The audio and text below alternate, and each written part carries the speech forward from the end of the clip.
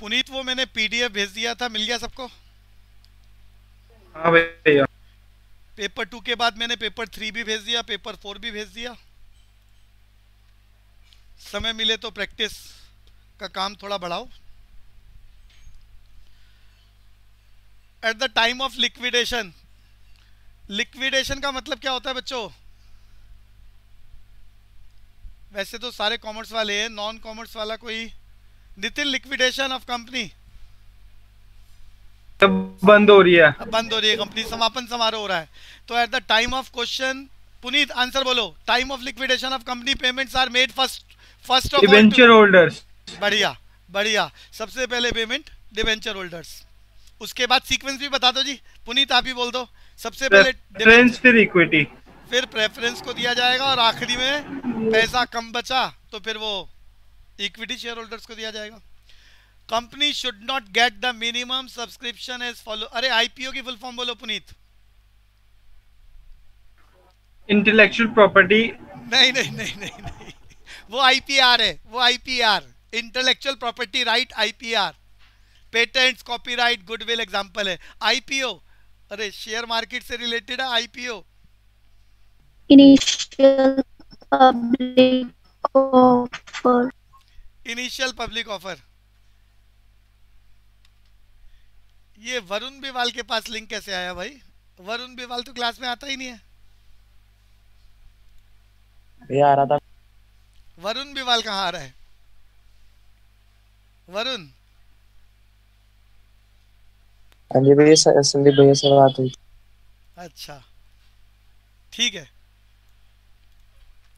तो आईपीओ की full form Puneet क्या बोली है? Initial public offer. Initial public offer. तो भैया जब भी कोई कंपनी अपने शेयर्स का इश्यू लेके आती है तो एक इनविटेशन कार्ड बना के छापती है। उस इनविटेशन कार्ड को पुनीत क्या बोलते हैं? सब्सक्रिप्शन। अरे नहीं, अरे बच्चे, एप्लीकेशन एप्लीकेशन। अरे नहीं नहीं, अरे invitation card, invitation card invite करती है पब्लिक को, ये हमारी कंपनी का प्रोडक्ट है, 10 रुपए के मल्टीपल में आप लोग पैसा लगाओ, ये प्रमोटर्स हैं, गुडविल है इनकी। इनविटेशन कार्ड दिया जाता है पहले। अरे शादी में बुलाने के लिए कार्ड देते हैं ना, तो ऐसे इनविटेशन कार्ड। जल्दी बोलो क्या बोलते हैं उसे? इनविटेशन कार्ड भैया। अरे नहीं बच्चे, अरे प्रोस्पेक्टस। हाँ, अरे इतनी गड़बड़ क्यों हो रही है? प्रोस्पेक्टस, पीछे डिस्कस करा हुआ है, प्रोस्पेक्टस बोलते हैं। और प्रोस्पेक्टस के बाद फिर लोग मोटिवेट होते हैं, अच्छा बड़ी कंपनी है, प्रमोटर है कंपनी में, बढ़िया बढ़िया लोग हैं, मुकेश अंबानी जैसे लोग कंपनी को प्रमोट करना चाह रहे हैं, तो कंपनी की वैल्यू शेयर शेयर मार्केट में जो फेस वैल्यू है बड़ी तेजी से बूस्टअप होगी, तो लोग पैसा लगाना चाहते हैं। तो फिर आपने प्रैक्टिकली 12th क्लास में पढ़ाई है, एप्लीकेशन पर पैसा लगाते हैं। हिना प्रोराटा क्या होता है? डिक्शनरी मीनिंग एक लाइन या वन सर, वर्ड।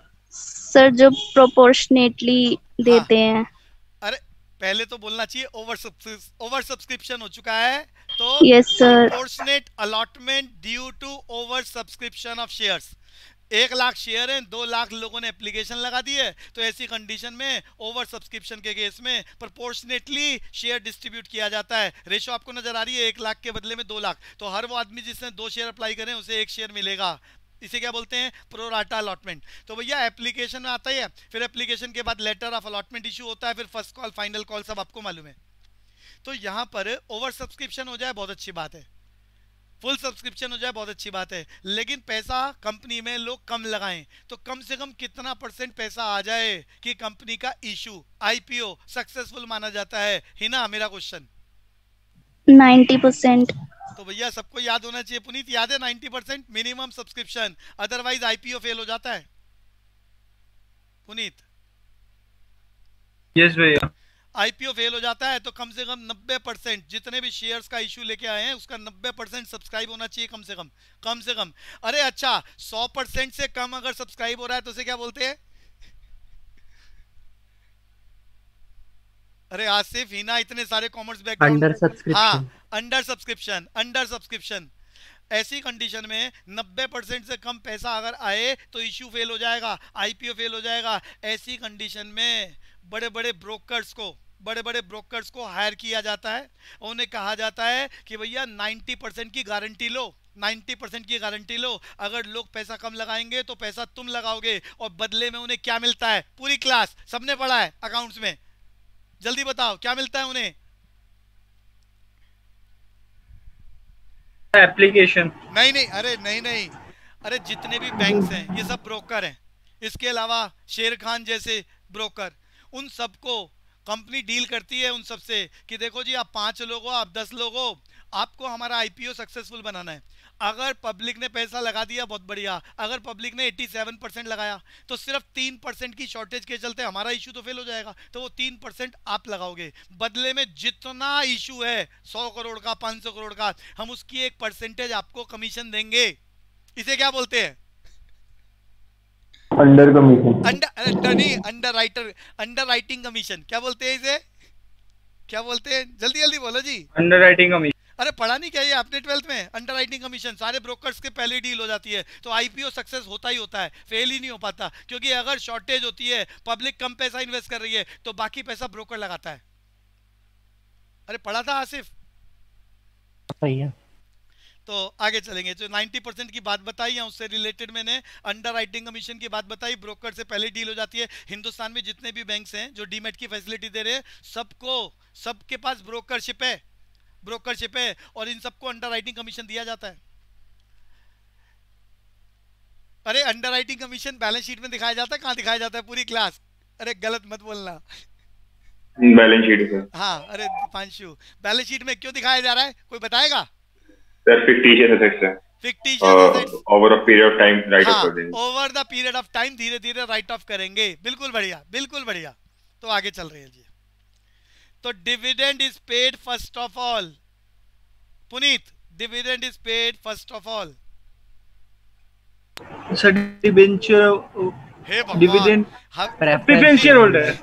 अरे डिवेंचर होल्डर को कभी डिविडेंड मिलता है? पुनीत ये बताओ। प्रेफरेंस। नहीं भैया, प्रेफरेंस उसको इंटरेस्ट मिलता है। हाँ, डिवेंचर होल्डर का मतलब जिन्होंने कंपनी में लोन दिया है, लोन दिया है, तो लोन के बदले में तो भैया फिक्स्ड रेट ऑफ इंटरेस्ट मिलेगा। और इक्विटी शेयर होल्डर्स का डिविडेंड मिलता है, लेकिन ये फिक्स नहीं होता। प्रेफरेंस शेयर होल्डर का डिविडेंड पहले मिलेगा इक्विटीज के कंपैरिजन में, और अमाउंट ऑफ डिविडेंड भी फिक्स होता है। तो dividend is paid first of all, बिल्कुल ठीक बोला है। बस ये कंफ्यूजन वाला काम मत करना, पेपर में आता तो है सब कुछ, तो इसीलिए थोड़ा प्रैक्टिस का काम। In the contest of business meeting which one of, अरे ऑड वन आउट करना है। 3 चीजें एक जैसी हैं, एक बिल्कुल डिफरेंट है, वही ऑड वन आउट करना है। कशिश आपका नंबर है, मैं ये शब्द भी समझना चाहूंगा, सोच के बोलना जवाब। कशिश, कोशिश जरूर करना। Proxy, notice, agenda and commercial advertisement. Kashish. Sir commercial advertisement. अच्छा मुझे बताओ, आपने ये सेलेक्ट क्यों करा? प्रॉक्सी, नोटिस और एजेंडा, ये तीनों के तीनों क्या बात रिफ्लेक्ट कर रहे हैं?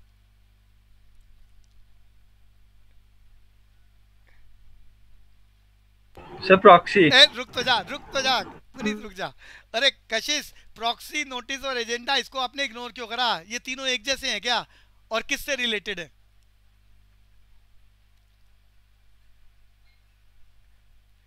पुनीत, आपने प्रॉक्सी बोला, प्रॉक्सी का मतलब बता दो पहले तो क्या होता है? सर प्रॉक्सी वो होती है जो किसी और के बदले में मीटिंग अटेंड कर रही कंपनी हाँ, की। बिल्कुल बढ़िया, बिल्कुल बढ़िया। अरे स्कूलों में तो ऐसा नहीं होता है, कॉलेजेस में तो अटेंडेंस भी, समझ रहे हो बात को पुनीत? पुनीत, हाँ भैया। अरे लोग प्रॉक्सी, दीपांशु समझ रहे हो, लोग बच्चे दूसरे बच्चे की प्रॉक्सी लगा देते हैं, टीचर ध्यान ही नहीं रखता, इग्नोर कर देता है। कैसे प्रॉक्सी कैसे? अरे रामलाल आया नहीं है क्लास में, अटेंडेंस लग रही है, रामलाल की अटेंडेंस कोई और लगा देता है, और वो एक्सेप्ट कर लेता है टीचर। ऐसा बड़ा होता है कॉलेज में। कॉलेज में थोड़ी लिमिट, समझ गए ना दीपांशु? Yes sir. एक्चुअली में क्या, कॉलेज में ना जैसे स्कूलों में होता है मिनिमम परसेंटेज ऑफ अटेंडेंस होना कंपलसरी है, ऐसे कॉलेज में भी सिस्टम बना रखा है कि भैया इतने % अटेंडेंस नहीं होगी तो एग्जाम में बैठने नहीं दिया जाएगा। और कोई बच्चा नहीं आ रहा तो बहुत सारे कॉलेजेस के टीचर भी बड़े लिबरलाइज होते हैं, रिलैक्स होते हैं, तो कोई भी दूसरा बच्चा उस बच्चे की अटेंडेंस बोल दे, वो समझ रहे हो, प्रॉक्सी अटेंडेंस लग जाती है। तो यहाँ पर बात कर रहे थे प्रॉक्सी, नोटिस और एजेंडा, ये मीटिंग को लेकर है। जब कंपनी में मीटिंग होती है, कोई मीटिंग ऑर्गेनाइज होती है, चाहे वो डायरेक्टर्स के बीच में हो रही है, चाहे वो शेयर होल्डर्स के बीच में हो रही है, तो भैया पहले तो उसका एजेंडा फिक्स किया जाता है। एजेंडा समझ गए दीपांशु? एजेंडा कि भैया किस बात की चर्चा की जाएगी। Yes sir. अरे इवन जो पार्लियामेंट हाउस में सेशन चल रहा है तो उसमें भी एजेंडा फिक्स किया जाता है कि भैया इस एजेंडा को लेकर कार्रवाई होगी, क्वेश्चन होंगे, क्वेश्चन आवर चलेगा और उसी एजेंडा को टारगेट करते हुए सारी बातें डिस्कस की जाती है। तो भैया कोई भी मीटिंग हो, चाहे कंपनी की हो, चाहे हाउस में कोई डेवलपमेंट का मुद्दा हो, तो सारे मेंबर्स मिलकर पहले से एजेंडा सेट होता है, फिर उस एजेंडा से रिलेटेड क्वेश्चन ही चलते हैं। तो मीटिंग से पहले एजेंडा फिक्स किया जाता है। अरे सारा काम सीएस का होता है। सीएस कौन होता है? प्रोफेशनल आदमी। अरे सीएस की full form Deepanshu? Company company secretary. Secretary. भैया कंपनी में ये जो भी मीटिंग्स को हेल्ड करने का काम है और कैसे कैसे वो पूरा सिस्टमेटिक तरीका फॉलो किया जाना चाहिए, ये सारा काम सीएस के जिम्मे होता है। लीगल एडवाइजर होता है कंपनी का। तो एजेंडा फिक्स किया जाता है पहले से ही कि किस चीज को लेकर मीटिंग होगी, और फिर एजेंडा फिक्स होने के बाद सबके पास, अरे डायरेक्टर्स के बीच में मीटिंग होती है तो डायरेक्टर्स को नोटिस भेजा जाता है। शेयर होल्डर जो भी पार्टिसिपेंट्स हैं, शेयर होल्डर्स भी हो सकते हैं, डायरेक्टर्स भी हो सकते हैं, तो उनको सबको नोटिस सर्व किया जाता है कि भैया 1 हफ्ते बाद, 10 दिन बाद, 15 दिन बाद ये मीटिंग होनी है, तो ये एजेंडा फिक्स किया है और आप लोग पार्टिसिपेट करो। और फिर कोई मेंबर नहीं आ सकता तो उसके लिए नीचे अलग से कॉलम होता है, एक फॉर्म होता है कि वो फॉर्म भर सकता है। आजकल तो भैया ये सारा खेल ऑनलाइन होने लग गया है। पहले तो फिजिकल फॉर्म प्रिंट होते थे, वो भेजे जाते थे और उसके नीचे प्रॉक्सी का ऑप्शन होता था कि अगर आप अटेंड नहीं कर पाए, शेयर होल्डर्स हैं, शेयर होल्डर को कहा जा रहा है कि जी एजीएम समझते हो? एजीएम की फुल फॉर्म बताओ पूरी class. Annual general meeting. Annual general meeting बुलाना चाह रहे हैं, शेयर होल्डर्स को नोटिस भेजा जा रहा है। अब उसमें क्या है, एक अलग से कॉलम होता है कि अगर वो शेयर होल्डर नहीं आ सकता तो अपने रिप्रेजेंटेटिव को भेज सकता है। प्रॉक्सी की बात हो रही है यहाँ पर। तो ये सारे की सारी घटनाएं एक जैसी है, मीटिंग से रिलेटेड है, meeting of the corporate house से रिलेटेड है, इसीलिए इसको अलग कर दिया। कॉमर्शियल एडवर्टाइजमेंट बिल्कुल डिफरेंट है। ऑड मैन आउट, ये आंसर। यहाँ एक बात और बोलता हूँ, जब मीटिंग ऑर्गेनाइज करता है सीएस, मीटिंग होने के बाद जो भी डिसीजंस होते हैं, वो डिसीजंस, उन डिसीजंस को नोट करता है कंपनी सेक्रेटरी। उसको क्या बोलते हैं जो डिसीजंस? एजेंडा फिक्स कर दिया, नोटिस सर्व कर दिया, मीटिंग हो गई, मीटिंग के बाद जितने भी डिसीजंस निकल के आए किसी भी बात को लेकर, मैन्युफैक्चरिंग प्रोसेस को लेकर, परचेज को लेकर, जो भी डिसीजन आए उन्हें क्या बोलते हैं? अरे सारे बच्चे बताओ, आपने पढ़ा है बीएसटी में ही ना? एम से शुरू होता है, डिसीजंस लिखे जाते हैं रजिस्टर में। मेमोरेंडम। नहीं, अरे पूरी क्लास। मॉड्यूल। अरे मिनट्स नहीं पढ़ा बच्चे? दीपांशु मिनट्स? नो सर, नहीं पढ़ा है। ऐसे कैसे? अरे जो भी डिसीजंस लिए जाते हैं वो डिसीजंस, अरे जैसे पार्लियामेंट में कोई डिसीजन ले लिया तो वो सारी बातें ऑन रिकॉर्ड होती है और उसको फ्यूचर में यूज किया जा सकता है, वो डाटा सारा रिकॉर्ड होता है। तो ऐसे ही कंपनी में कोई भी डिसीजन लिया जाता है तो कंपनी सेक्रेटरी उसको रिकॉर्ड करता है, वो मेजर डिसीजंस को, और उसे क्या बोलते हैं? मिनट्स। क्या बोलते हैं बच्चे? जल्दी बोलो। मिनट्स बोलते हैं। डिसीजंस जो भी वो शेयर होल्डर्स, एजीएम में या डायरेक्टर्स जो भी डिसीजन ले रहे हैं उस मीटिंग के अंदर, जो चीजें फाइनल निकल के आ रही है उसे रजिस्टर में नोट डाउन किया जाता है, उसको यूज किया जाता है। टॉप मैनेजमेंट लेवल की जो भी टॉप लेवल मैनेजमेंट है, पॉलिसी मेकिंग का काम किया जाता है, इंप्लीमेंटेशन लाई जाती है, उसको टेक्निकली क्या बोला जाता है? Minutes. All the decisions taken in the meeting. ये बात समझ में आ गई? नितिन बाबा,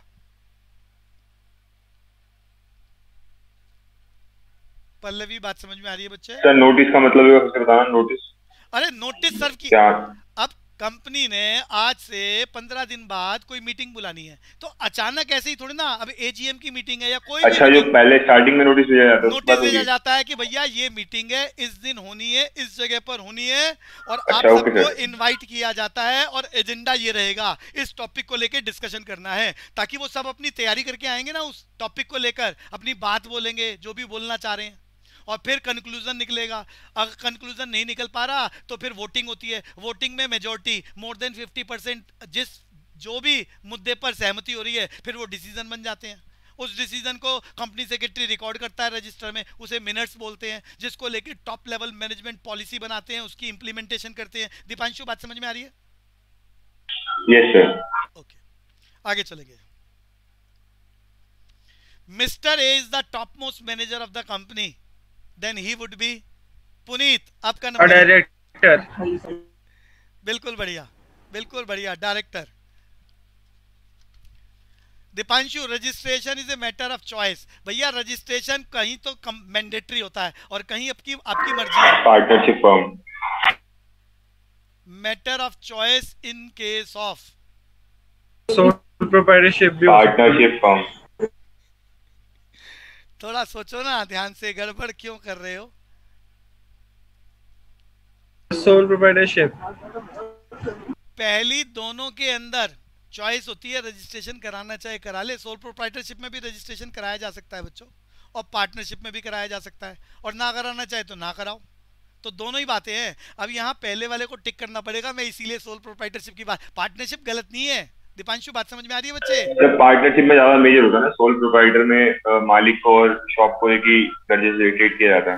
वो तो पार्टनरशिप में भी होता है। मालिक जो पार्टनर्स हैं और जो फर्म है वो एसोसिएटेड है, इसीलिए मैं पहले कई बार बोल चुका हूं, नोन एज म्यूचुअल एजेंसी।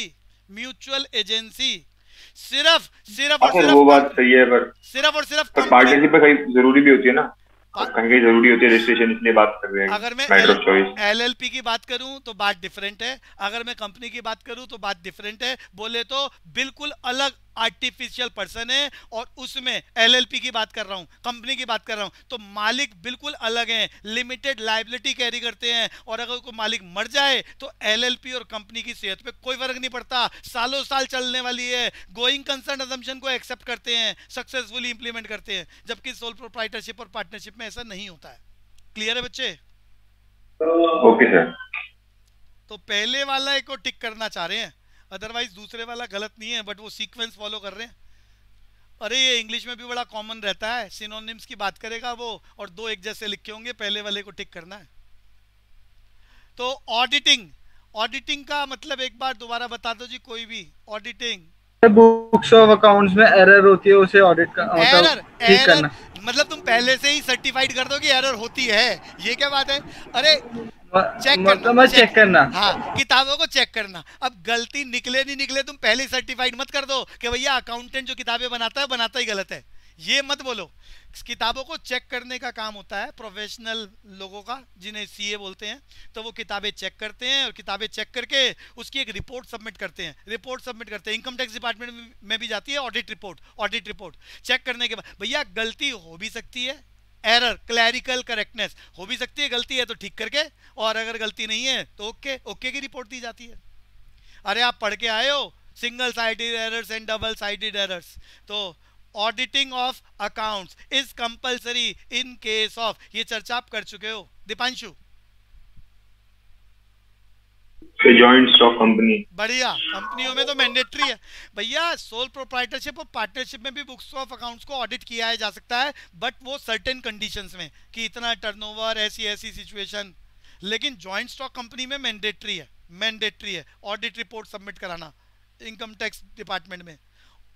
तो profit and loss account and balance sheet. एक बार प्रॉफिट एंड लॉस अकाउंट का मीनिंग अनन्या क्लास में है? Ananya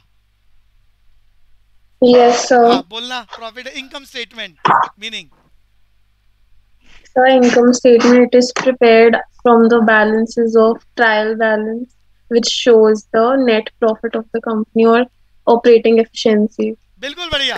profit and loss account preparing at the end of the year on the basis of trial balance to find out net profit और loss of the business. वैसे profit की बात करें तो ज्यादा अच्छा रहेगा। बैलेंस शीट का मीनिंग हिना, बैलेंस शीट जल्दी से बताओ जी।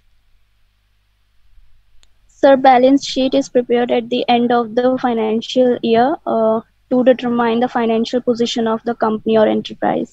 On the basis of balances of assets, Trial balance. हाँ, balances of trial balance। उससे भी बढ़िया बात करो तो बैलेंस शीट में सिर्फ assets, liability और कैपिटल के बैलेंस लिखे जाते हैं।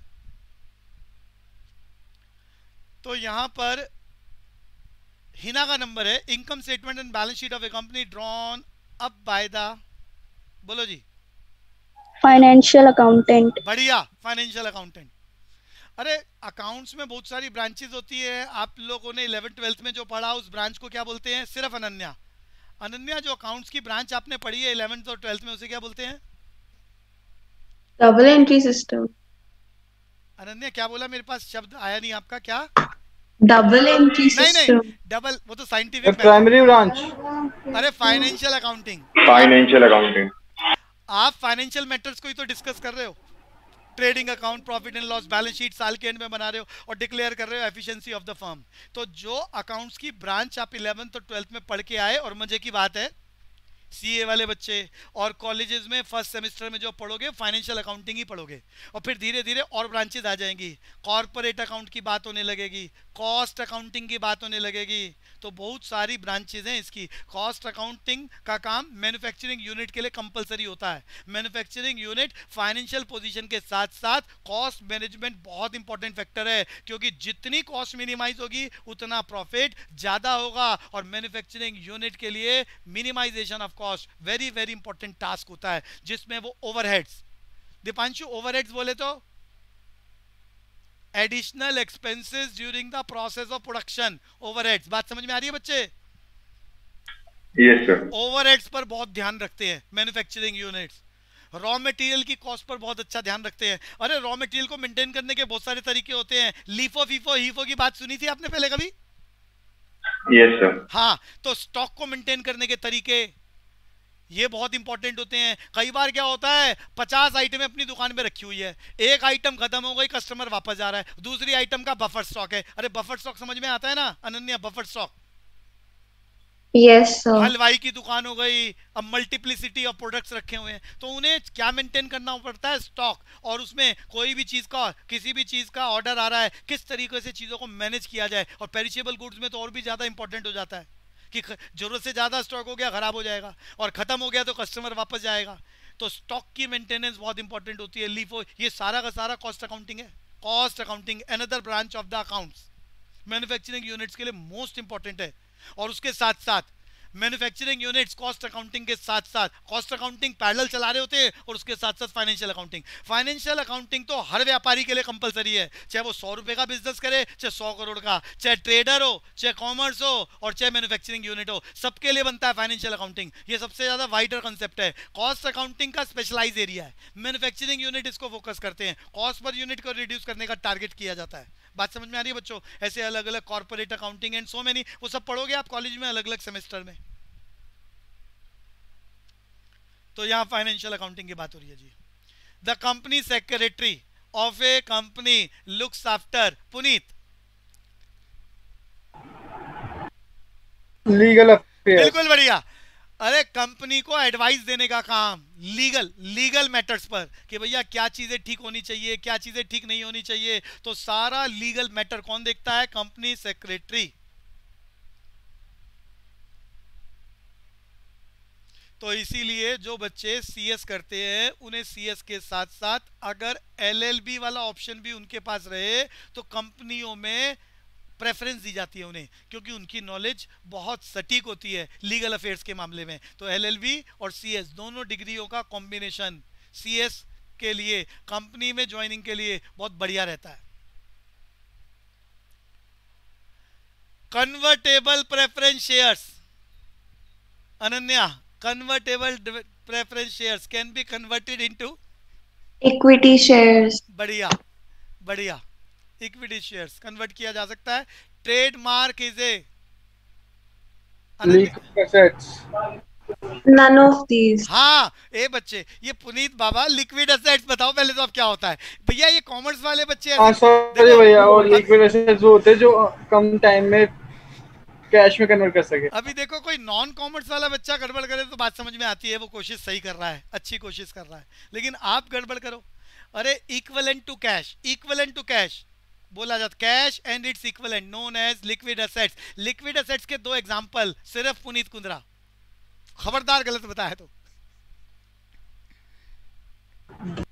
बिल्स ऑफ एक्सचेंज दो बोले हैं अनन्या, आप बोलना। So cash. कैश, एक और बोल दो।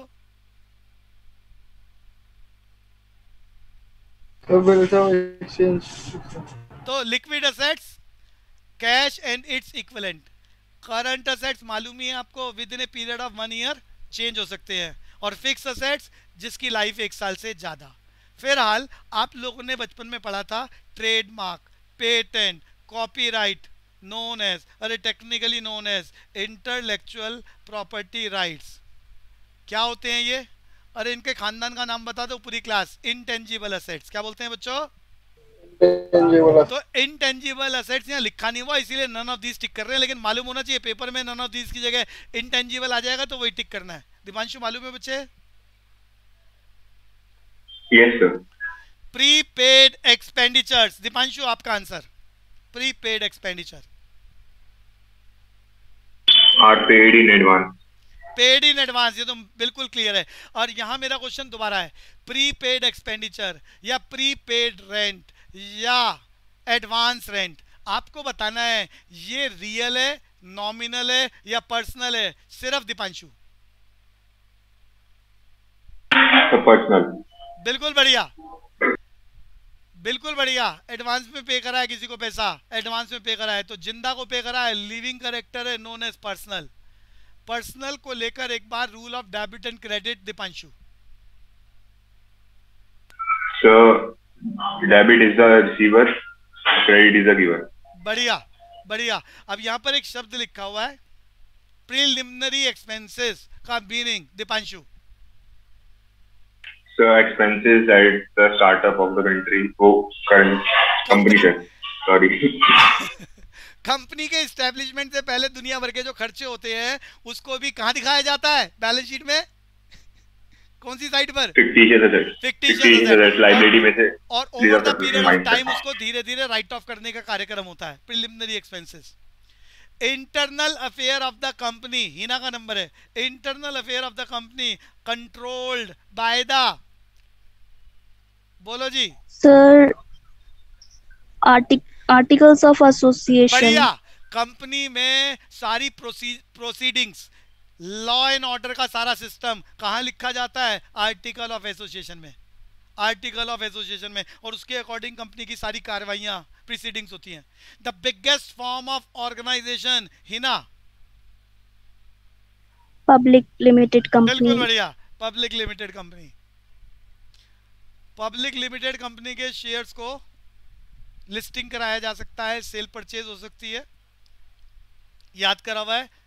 शेयर होल्डर्स की लायबिलिटी, हिना शेयर होल्डर्स की लायबिलिटी पब्लिक लिमिटेड में लिमिटेड है अनलिमिटेड है? लिमिटेड। लिमिटेड है। जितना पैसा लगाया। गुडविल, हिना आपका नंबर है। गुडविल अभी बता चुका हूं। None of these. एक्चुअली में इंटेंजिबल असेट्स है, यहाँ ऑप्शन ही नहीं लिखी इसीलिए नन ऑफ दीज को टिक कर रहे हैं। जय सोनी आपका नंबर है। 24th question, objectives and policies of the company framed bye, क्या आसान क्वेश्चन? A option. कौन क्या बोला है बच्चे? Option A top level management. Public limited company, Jay Soni, public limited company need,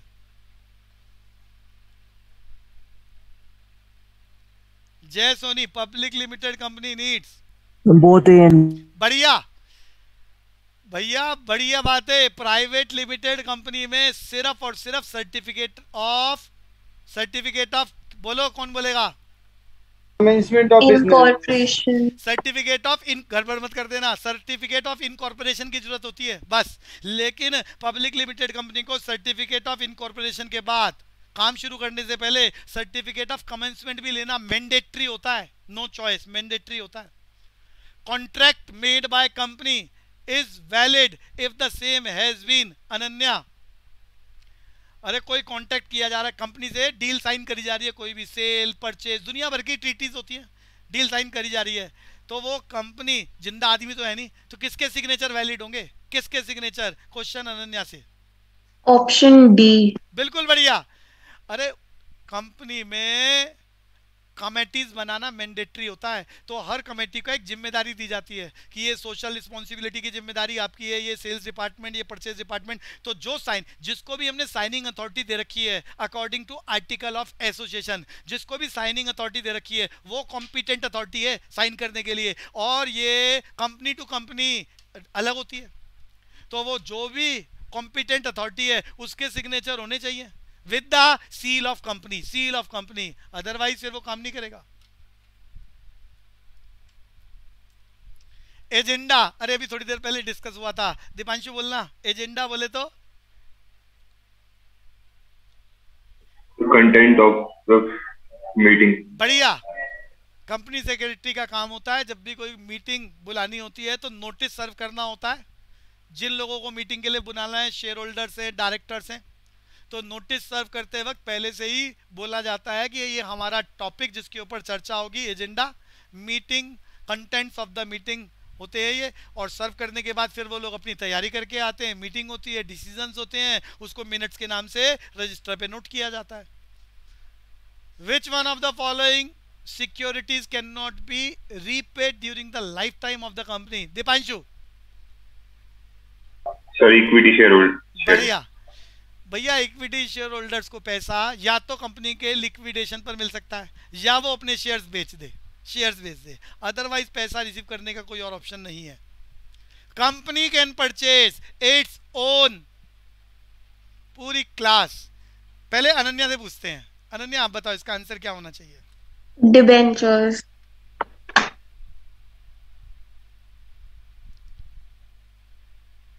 मैंने मॉडिफाइड, अरे कंपनी का मॉडिफाइड कंपनी एक्ट कब बना है?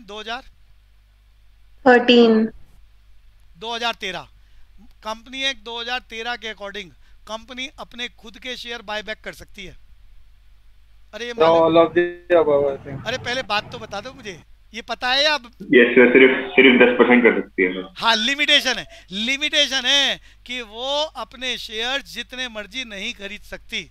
बच्चे 10% से चेंज हो गया, अब ये 25% है एक साल में। ये भी बात सुन लो, बात पूरी सुन लो। कंपनी एक्ट 2013 के अकॉर्डिंग कंपनी अपने ही शेयर्स को बाय बैक कर सकती है, लेकिन वो एक फाइनेंशियल ईयर में 25% से अबव नहीं हो सकते। 25% से अबव नहीं हो सकते। अब इतनी डिटेल में पूछेगा नहीं एग्जामिनर। दीपांशु, ये क्लियर हो गया? Company act 2013। तो मतलब एक साल 25% खरीद लिया, दूसरे साल फिक्स खरीद सकते हैं 25%। अब देखो, लॉ में तो एक इतनी बात लिखी है कि एक फाइनेंशियल ईयर में 25% से ऊपर बायबैक ऑफ शेयर नहीं हो सकता। क्लियर है दीपांशु? Okay sir. अब उसमें आगे भी प्रोविजंस होंगे जरूर कि भैया टोटल भी इससे ज्यादा। इसका मतलब ये नहीं कि अगले साल 25%, ऐसे तो कंपनी सारे शेयर खुद ही बायबैक करके लग जाए, तो वो लिमिटेशन लगा रखी होगी, लिमिटेशन जरूर लगा रखी होगी, रूल्स एंड रेगुलेशन बना रखे होंगे। क्लियर है दीपांशु? Yes sir. तो बच्चों यहाँ अनन्या क्लियर है? यहाँ पर all of the above answer आएगा। Yes sir. यहाँ मैंने कंपनी 2013 के अकॉर्डिंग कुछ बातें बताई थी। स्मॉल कंपनी का मतलब क्या अनन्या? सर जिसमें कैपिटल 20 लाख और टर्नओवर 2 करोड़। नहीं, गड़बड़ हो रही है। अरे कैपिटल लेस देन, और कोई बोलो, लेस देन 50 लाख और turnover 5 crore. Less than 5 crore या अप टू 5 करोड़ से कम ही होना चाहिए। अच्छा, एक और बात बताई थी अनन्या, ओपीसी की फुल फॉर्म। ये भी कंपनी एक्ट 2013 के अकॉर्डिंग 1% कंपनी। 1% कंपनी है। और एक और बात बोली थी, डिफंक्ट कंपनी। अनन्या बोलना। Defunct company. नहीं, इसका मतलब पूछ रहा हूँ। अरे मतलब बता दो। फ्यूचर प्रोस्पेक्टस के लिए बनाई जाती है या आईपीआर को मेंटेन करने के लिए होती है? आईपीआर समझ गए, गुडविल वगैरह, गुडविल, पेटेंट्स, कॉपीराइट। क्लियर है बच्चे? Yes sir. The term depletion is used in the contest of, Deepanshu?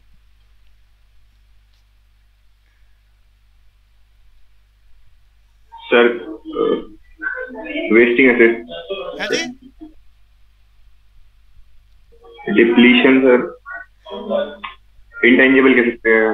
अच्छा, मैं थोड़ा याद कराता हूँ आपको। बचपन 11th क्लास में चैप्टर था जहां पर 3 शब्द लिखे हुए थे, अमोर्टाइजेशन, डेप्रिसिएशन। यस, याद आ रहा है बचपन। Depreciation and depletion. तो अब आपको कुछ अगर याद आ रहा हो तो बताओ। सर वेस्टिंग एसेट्स के। अरे कोई भी, पूरी क्लास। डिप्लीशन फिक्स्ड एसेट्स के लिए बोलते हैं ना सर। डिप्लीशन का मतलब तो डेप्रिसिएशन क्या होती है? सी। नहीं, अरे आंसर तो सर डिप्लीशन तो एक्सट्रैक्शन से रिलेटेड होता। हाँ बिल्कुल ठीक है। अब सारे बच्चे सुन लो, सारे बच्चे, इस बच्चे ने बिल्कुल ठीक, हिना ने बोला है ना ये? Yes sir. भैया जब भी हम नेचुरल रिसोर्सेज अर्थ से एक्सट्रैक्ट करते हैं, अरे हमारे पास 100 करोड़ रुपए का तेल है, क्रूड ऑयल है, अरे बात समझ में आ रही है दीपांशु? 100 करोड़ का क्रूड ऑयल है, नेचुरल वेल्थ है हमारे पास। yes, हम जितना उसे एक्सट्रैक्ट कर रहे हैं उतना खत्म हो रहा है ना, तो इस वर्ड को क्या बोलते हैं? डिप्लीशन। डिप्लीशन, जितना भी हम अर्थ से एक्सट्रैक्ट कर रहे हैं, तो इस डिप्लीशन को यूज किया जाता है जस्ट लाइक द डेप्रीशिएशन। अरे डेप्रीशिएशन होता है टेंजिबल असेट्स के मामले में, बिल्डिंग की वैल्यू कम हो गई, प्लांट की वैल्यू कम हो गई, मशीन की वैल्यू कम हो गई, फर्नीचर की वैल्यू कम हो गई, तो ये टेक्निकली डेप्रिसिएशन है। नेचुरल रिसोर्सेज की वैल्यू जो जमीन से एक्सट्रैक्ट कर रहे हैं, कम होती जा रही है, इसे बोलते हैं डिप्लीशन। और जितने, अरे गुडविल की बात कर रहा हूँ, गुडविल की वैल्यू कम हो गई। गुडविल का मतलब इंटेलेक्चुअल प्रॉपर्टी राइट के कोई भी एग्जांपल ले लो, पेटेंट्स, कॉपीराइट, बैडविल हो गई, वैल्यू कम हो गई, तो इसके लिए बोलते हैं अमोर्टाइजेशन। ये शब्द याद हो गया अनन्या? अमोर्टाइजेशन आईपीआर के लिए होता है, उसकी वैल्यू कम हो जाए। फिजिकल शेप फिक्स असेट्स की वैल्यू कम हो जाए, डेप्रिसिएशन। और नेचुरल रिसोर्सेज की वैल्यू कम हो जाए तो डिप्लीशन। ये क्लियर हो गया अनन्या? Yes sir. फिर फार्मिंग हो रही है, जैसे फसल उगी हुई है ना, क्रॉप उगी हुई है, और उसमें से हमने कुछ पार्ट काट लिया है, हाँ, उसे भी डिप्लीशन कहेंगे। हाँ, डिप्लीशन कह सकते हैं, बिल्कुल जी। डिप्लीट हो रहा है, नेचुरल रिसोर्सेज की वैल्यू कम हो रही है, जो हमारे पास वेल्थ है। तो यहाँ पर हम कौन सा ऑप्शन टिक करेंगे, बता दो? यहाँ फिक्स असेट्स, बिल्कुल बढ़िया, ये अंडरस्टैंडिंग बढ़िया है। Fix assets. वेस्टिंग असेट्स का मतलब होता है? वेस्टिंग असेट्स, अरे वेस्टिंग असेट्स वैसे ही लिखे हुए हैं, कोई अलग से टर्म, टेक्निकल लेवल नहीं है वेस्टिंग असेट्स, टेक्निकल लेवल नहीं। अकाउंट्स में आपने पढ़ा है, ऐसा कोई टर्म नहीं, वो बना दिया है इन्होंने अपनी मर्जी से। बच्चे को, नए बच्चे जो नॉन कॉमर्स बैकग्राउंड है वो कंफ्यूज हो जाएगा वेस्टिंग असेट्स को देखकर। ऑब्सोलिसेंस बच्चों आपने पढ़ा था, इसका डिक्शनरी मीनिंग अनन्या बता सकते हो? नहीं सर, डिक्शनरी मीनिंग नहीं पता। अरे सामने लिखा है मैंने, बचपन में आपने याद करा था, out of fashion. Out of fashion. Obsolescence का मतलब है reduction in the value of fix assets, reduction in the value of fix assets. अरे हमने डेप्रिसिएशन का मीनिंग याद करा था 11th में भी 12th में भी, एक बार ही बोल देता हूँ। रिडक्शन इन द, डेप्रिसिएशन बोल रहा हूँ, depreciation means reduction in the value of fix assets due to normal wear and tear and expected obsolescence. और यहाँ मैंने समझाया था, ऑब्सोलिसेंस बोले तो आउट ऑफ फैशन, किसी भी चीज के दाम कम हो रहे हैं due to out of fashion. ये दाम कम होने के दो तरीके होते हैं, expected obsolescence, unexpected obsolescence. Puneet याद आ रहा है? Expected obsolescence, unexpected obsolescence. हाँ भैया। एक्सपेक्टेड ऑब्सोलिसेंस बोले तो reduction in the value of fixed assets भैया हमें पता है कि उतना है, which can be forecast, which can be forecast, पहले से ही पता है इतनी वैल्यू कम हो जाएगी। और अनएक्सपेक्टेड ऑब्सोलिसेंस, अरे अनएक्सपेक्टेड ऑब्सोलिसेंस बोले तो which can not be forecast. इसको मैंने एक और नाम दिया था, जल्दी बताओ। Capital loss due to natural calamities like flood, fire etcetera, which cannot be forecast। तो यहाँ पर आ रहा है obsolescence means a decline in the value of assets due to, अब बोलो, अब देखो आपके पास पूरी नॉलेज है अनन्या। Innovation and invention. बढ़िया। अरे आउट ऑफ फैशन क्यों हो रहा है? इनोवेशन चल रहा है, जिसके चलते नई नई चीजें आ रही हैं, तो पुरानी चीजें आउट ऑफ फैशन होती जा रही है, वैल्यू कम होती जा रही है। बिल्कुल बढ़िया। इनोवेशन और इन्वेंशन के चलते प्रोडक्ट आउट ऑफ फैशन होता जा रहा है, दाम कम होते जा रहे हैं। दीपांशु क्लियर? चले आगे। Yes sir. मेरा अगला क्वेश्चन सबसे पहले दीपांशु के लिए है, बाकी सबको, अरे सबको करना है क्वेश्चन, बट लिमिटेशन। आसिफ कर लिया क्वेश्चन? हाँ भैया। आसिफ, वर्किंग कैपिटल का formula? Current assets minus current liabilities. बिल्कुल बढ़िया, बिल्कुल बढ़िया। बस कैलकुलेशन 30,000 माइनस 10,000 या फिक्स असेट्स, कोई इग्नोर करने वाला काम है, यूज ही नहीं हो रहा कुछ। तो चलते हैं। Which one of the following, Asif आपका नंबर है, which one of the following sources does not put a burden on the finance of the company? Asif. भैया ऑप्शन सी। बढ़िया बढ़िया। एक्सपेंशन पाथ सुना है? टेक्निकल लेवल है, इकोनॉमिक्स में, कॉलेजेस में पढ़ोगे। एक्सपेंशन पाथ सुना है? इस दुनिया का सबसे फेमस इकोनॉमिस्ट कुर्टसोनियन ने ये बात बताई थी, इस दुनिया में जो भी जब भी बिजनेस शुरू करेगा उसका बिजनेस लगातार बढ़ता जाएगा। इस बात को थ्योरी में लिखा, थ्योरी का नाम था एक्सपेंशन पाथ। क्या बोला है मैंने Deepanshu? Expansion path.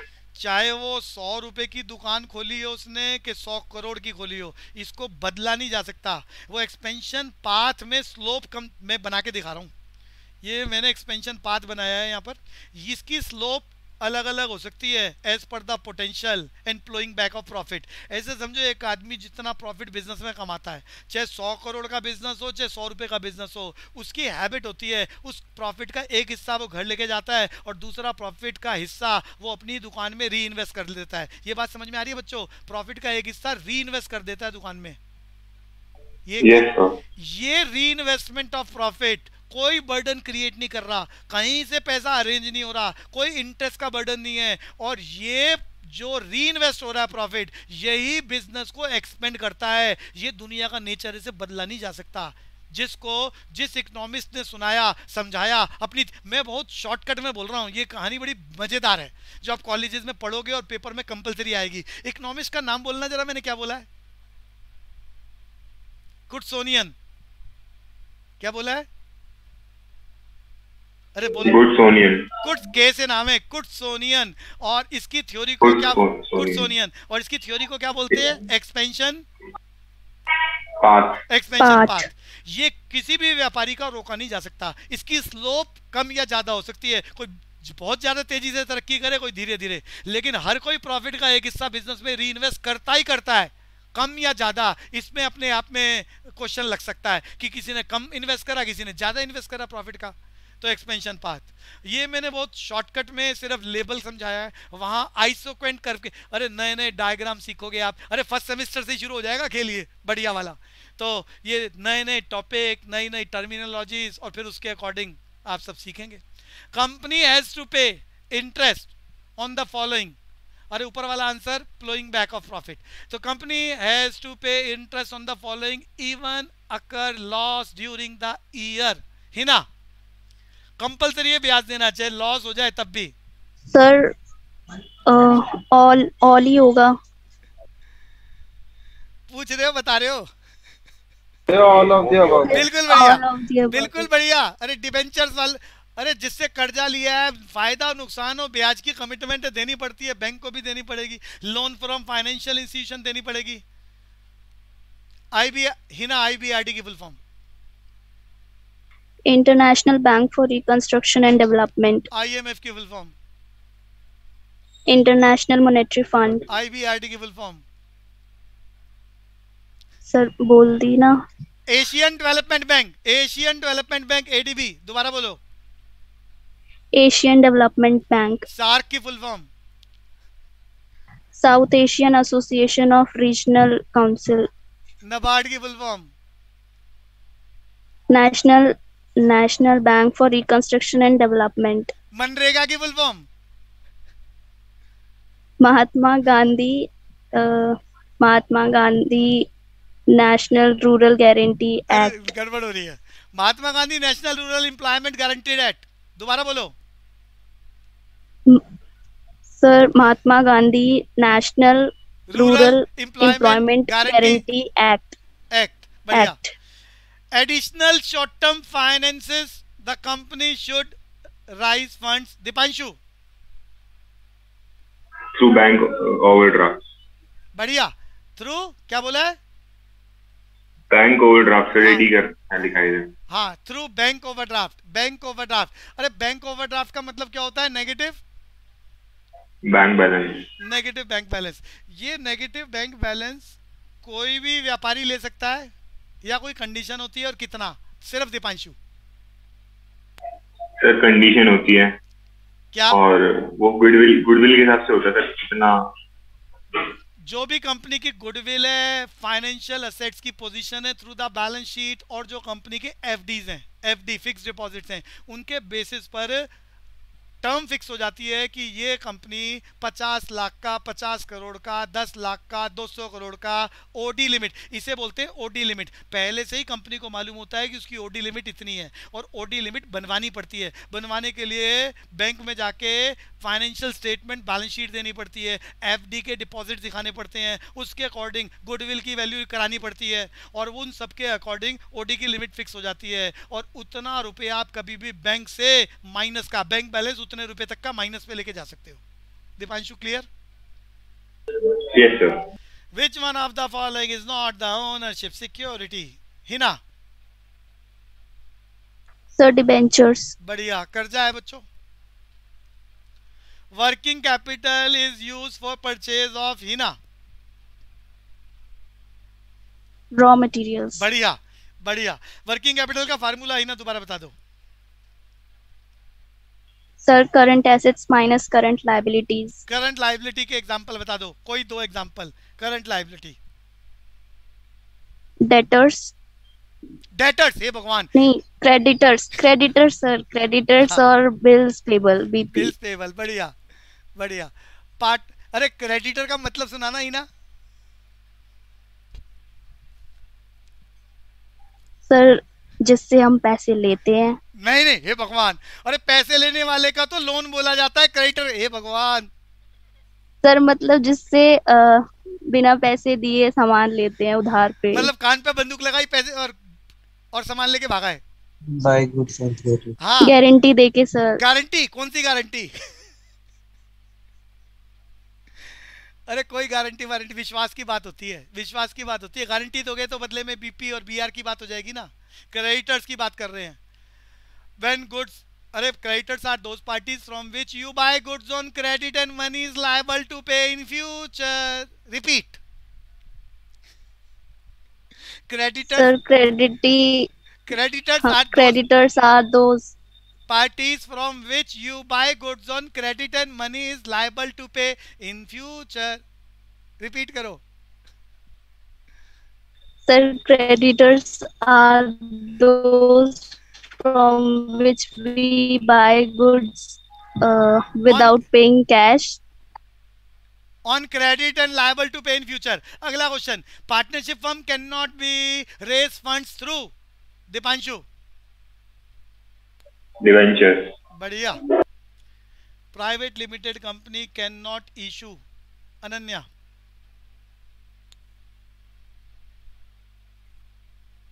So, both debentures and shares to the public. क्या बात कर रहे हो? अरे बच्चे, कंपनी डिवेंचर भी बेच सकती है, शेयर भी बेच सकती है. आदमी सेम हो के दूसरा हो, में क्या फर्क? पब्लिक को ही बेचती है. अरे पब्लिक को ही बेचती है तो प्राइवेट लिमिटेड कंपनी है. अच्छा अच्छा. अरे प्राइवेट लिखा है, बिल्कुल ठीक बताया बच्चे. डिवेंच तो हैं. अरे प्राइवेट लिमिटेड लिखा है अनन्या, दोबारा देखो. पब्लिक नहीं है ये. डिवेंचर भी नहीं, पब्लिक को बेचे ही नहीं जा सकते. ना डिवेंचर्स ना शेयर्स ना दोनों. तो आंसर क्या रहा? हाँ, सी है. सी है बच्चे, बिल्कुल ठीक है. अनन्या आपको बोलना है 40th. Private limited company can start it's business After getting certificate of incorporation. बढ़िया. After getting certificate of incorporation. यहाँ सर्टिफिकेट ऑफ कमेंसमेंट की रिक्वायरमेंट नहीं है. बिल्कुल बढ़िया. अगला क्वेश्चन आसान वाला है. Ananya, total assets 10 lakh, fix assets 6 lakh, current assets बता दो. 4 lakh. अरे सबको मालूम है ना, balance sheet asset sides. Puneet fix assets plus current assets बराबर है टोटल असेट्स. तो आंसर 4 लाख. गुडविल. पुनीत आपका number.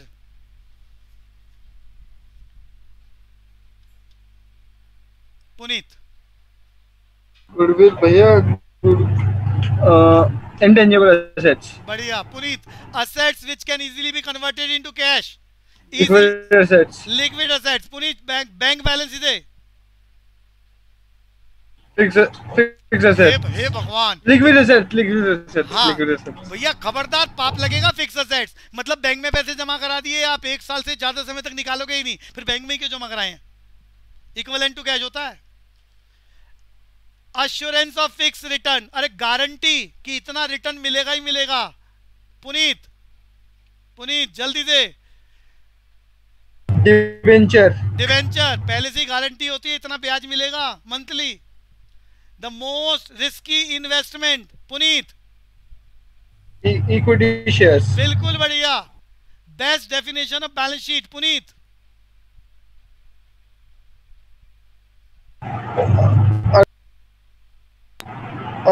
an account that provides the books balance. हाँ, बुक बैलेंस किसके? अरे बुक बैलेंस बोले तो balances of assets, liability and capital. After investing in shares a person expect, Puneet जल्दी जल्दी बोलते जाओ। Dividend. डिविडेंड, डिविडेंड का मीनिंग भी बोल दो जल्दी से। Dividend is a part of Profit which given by corporate to its shareholder. Control of the company lies in the hand of shareholders. बढ़िया, shareholder. Working capital is represented by Current assets minus current liabilities. बढ़िया। और हमारा ये paper खत्म। Practice करो बहुत अच्छे से बच्चों।